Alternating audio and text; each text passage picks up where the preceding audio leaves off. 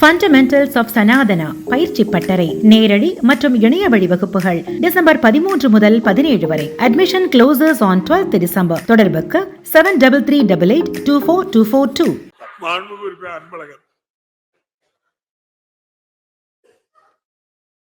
பேரவைத் தலைவர் அவர்களே, தருமபுரி மாவட்டம் பாலக்கோடு சட்டமன்ற தொகுதியில் அமைந்திருக்கின்ற சின்னாறு அணையில் இருந்து அணை நிரம்பி வரக்கூடிய உபரி நீருக்கு இடையிலே மாரண்டல்லி அணைக்கட்டு இருக்கிறது. அந்த அணைக்கட்டிலிருந்து 420 கனஅடி தண்ணீர் மட்டும் செல்லக்கூடிய கால்வாயாக செங்கன் பஸ்லாவ் ஏரிக்கு செல்கிறது. அந்த செங்கன் பஸ்லாவ் ஏரியிலிருந்து கொண்டசாமநல்லி ஏரி வரை 14 ஏரிகளுக்கு செல்லக்கூடிய வாய்ப்பு.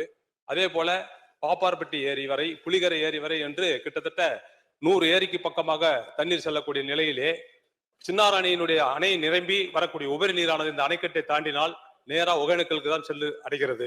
ஆகவே இந்த 420 கனஅடி கொள்ளளவு கொண்ட அந்த கால்வாயை 1000 கனஅடி கொண்ட கொள்ளளவு கொண்ட கால்வாயாக மாற்றினால் தண்ணீரானது உபரி நீரானது அந்த ஏரிக்கு செங்கன் பஸ்லாவ் ஏரிக்கு செல்லக்கூடிய நிலை உருவாகும். அப்படி உருவாக்குகின்ற பட்சத்திலே அனைத்து ஏரிகளுக்கும் தண்ணீர் செல்லும். உபரி நீர் வருகின்ற பொழுது 420 கனஅடிக்கு மேல் வருகின்ற தண்ணீர் அனைத்துமே ஒகேனக்கலுக்கு சென்று வருகிறது. இதே சின்னாறு அணையிலிருந்து வரக்கூடிய உபரி நீருக்கு சாமனூரிலே ஒரு தடுப்பணையும் தொல்லக்காது என்ற இடத்திலும் ஒரு தடுப்பணையும் கட்டினால் அந்த பகுதியில் இருக்கின்ற விவசாய பெருமக்கள் முழுமையாக பயன்படக்கூடிய வகையிலே அது அமையும்.